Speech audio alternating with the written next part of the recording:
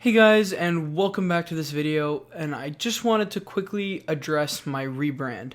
So I renamed my account on all my platforms to JSWolfX because it's something that's more unique and recognizable. That's all, so let's get right into the video. Today we are here in Orthoxia again. Orthoxia has continued to release a plentiful amount of updates in the past month, and I'm going to go over all of them. If you're still new to the game and don't understand the fundamentals, check out my last video linked in a card on the top right of your screen right now, as many of the clips in that video are still relevant to this. But before we begin, I want to ask you to subscribe to the channel if you are enjoying these videos.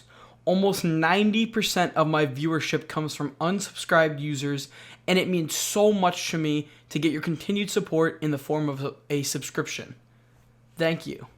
Firstly, I have two passive changes that I wanted to mention before I get into the new stuff. The first of which is storage. All players now have access to a storage bin which can protect your valuables between lives. Secondly, guilds have been added. Figures that Mechnor deems influential in the community are nominated to be given control of a guild. The first gameplay change I want to talk about is brief but very important. The fight has been majorly updated and now includes a dungeon. To enter the dungeon, you must find a world boss door which can spawn anywhere around the map. An entrance fee of 150 gold will be required to participate. Then, a randomly generated dungeon will spawn with a variety of different enemies and challenges inside. Any number of players can participate in this fight as long as they pay the fee. At the end of the dungeon, you can fight the world boss and hopefully claim your reward. The next thing I want to go over is the new artifacts. Artifacts are randomly generated chests that spawn around every 10 minutes that contain a variety of very valuable items. There are 5 total and unique spawn locations for artifacts.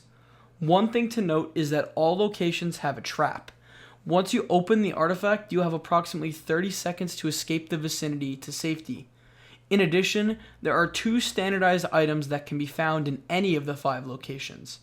The first being the Power Scroll. This allows for some races to evolve, and the second being the Heart of Racial, another piece for racial evolutions. Anyways, let us get into the specific locations for each class item. The first is in the Southern Desert. All you have to do is follow the right wall once you pass through the cave, and you'll find yourself at the foot of an ominous parkour tower. This artifact has a chance to contain the Tier 3 Warrior Sword. The second is in the Yaron Forest, nestled in the cliff edge by the small village. You'll have to climb up a large tree and drop down onto the ledge from above. If you do not have double jump or triple jump, this is necessary. Inside, the artifact can contain the Tier 3 hammer and shield for the Paladin class. The third location is the Ursal Swamp. Head to the far right corner of the swamp to find the cave entrance for the artifact. Inside, you might be able to retrieve the Tier 3 daggers for the Rogue class. The fourth location is the Ulgrum Mountains. Head to the ore field located below Thur and climb up the cliff edge. Head inside to try and find the Tier 3 staff for priests and mages. The fifth and final location is Viral. Another small cave will lead to some parkour. Once completed, you'll have a chance to recover the Tier 3 bow for the Archer class. Now that you know the locations of all the different artifacts, let's go over their uses. As stated, each location has one unique item, being the class-specific weapon. However, the 2 general items can only be used in certain situations. The Power Scroll can currently only be utilized by elves, orcs, and goblins. For elves, it will transform them into High Elves, which have an even larger speed boost than normal elves, and gives them racial double jump ability. This racial double jump stacks with the rogue double jump, making it a triple jump.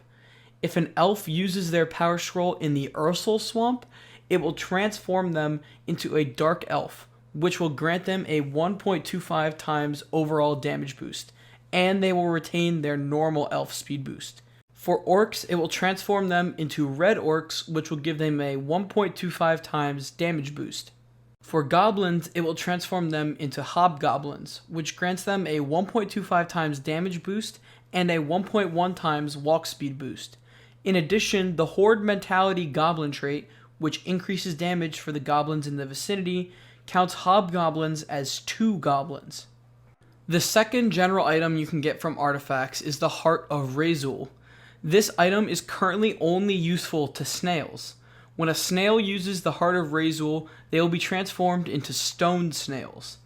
Stone snails negate the walk speed debuff normal snails have, and are given an increase of 5 to their shell shield ability. Slimes can now shapeshift into any race. This means when a slime is within range of another player, they can shapeshift into their race by pressing N. This means that the slime gets access to racial armor and passive abilities held by the mimic race. For example, as a slime, I mimic an elf. That means I get a slight speed boost and can wear worn leather armor and bronze armor, which are armors that are specific to humans and elves. This shapeshifting ability works for evolved races as well, such as the high elf. Gnomes have also been given a passive racial ability, this being a 30% chance to dodge an attack which would have otherwise hit them. This can stack with the armor upgrade kit to allow for a 50% chance to dodge.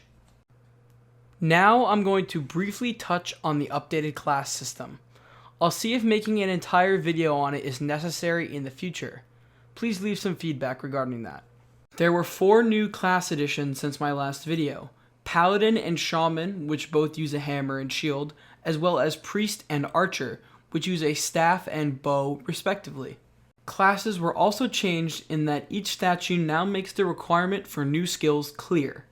All of the skills cost an increasing amount of gold. In addition, mana Zeefs were added. These teleport you back to your class statue and can be purchased at many of the various class statues. Alright guys, thank you for watching. I hope you enjoyed the video and that it helped you better understand this game. If you have any suggestions, don't be afraid to go down into the comments section and leave your thoughts. I'll see you guys next time.